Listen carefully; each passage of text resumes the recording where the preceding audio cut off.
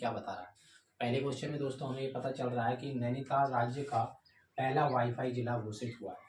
तो दोस्तों हमें क्या पता चला कि हमारा जो उत्तराखंड राज्य है, यहाँ पर दोस्तों जो हमारा नैनीताल जिला है, इसे ये पहला जिला वाईफाई घोषित हुआ है कि उत्तराखंड राज्य का पहला जिला वाईफाई होने वाला घोषित जिला कौन सा है। इस तरीके का नैनीताल का नाम बताना है और जिस ऑप्शन में जिला नैनीताल लिखा हुआ है उसी को आपको वही गोला को सही तरीके से भरना है। हो सकता है कि शैलेश मटियानी पुस्तक संग्रहालय कहाँ पर है, तो दोस्तों आपको याद रखना है ये जिला नैनीताल के रामगढ़ में है।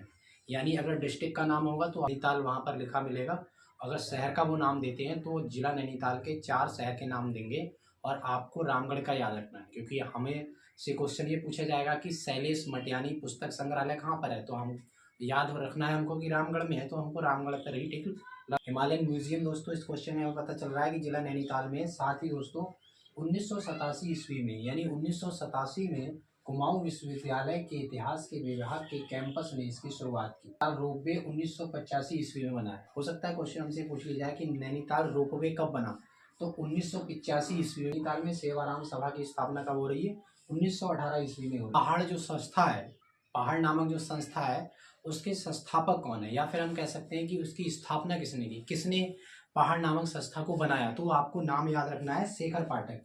ठीक है दोस्तों, आपको क्या नाम रखना है याद, शेखर पाठक। यानी शेखर पाठक क्या कर रहे हैं, पहाड़ नामक संस्था का स्थापना कर रहे हैं या फिर उनके द्वारा बनाई जाए। नैनीताल में है ये तो आपको पता ही है, लेकिन इसके बारे में दोस्तों आपकी थोड़ी सी इसकी हिस्ट्री भी पता होनी चाहिए कि फांसी गदेरा जो शब्द आप सुन रहे हैं कि फांसी के नाम से, इसकी कहानी क्या है। तो दोस्तों इसकी कहानी से हमें ये पता चलता है कि लगभग 40 क्रांतिकारियों को दोस्तों फांसी गदेरा के जो 40 क्रांतिकारियों को फांसी दी गई थी और इसी को दोस्तों हम फांसी गदेरा कहते हैं। तो क्वेश्चन आपके समक्ष ये आ सकता है कि फांसी गदेरा किस जिला में है, तो आपको याद रखना है ये जिला नैनीताल में। और इसका इतिहास के बारे में आपको जरूर याद होना चाहिए कि 40 क्रांतिकारियों को फांसी दी गई थी, इसीलिए दोस्तों यहाँ पर हम फांसी गदेरा के बारे में पढ़ रहे हैं और फांसी गदेरा आपके जिला नैनीताल में है। ये चर्च जेम्स इन विल्डरनेस की स्थापना कब हुई, यानी यहाँ पर दोस्तों सीधे सीधे हमसे समय पूछा जा रहा है कि चर्च जेम्स इन विल्डरनेस की स्थापना कब हुई, तो 1844 ईस्वी में हुई।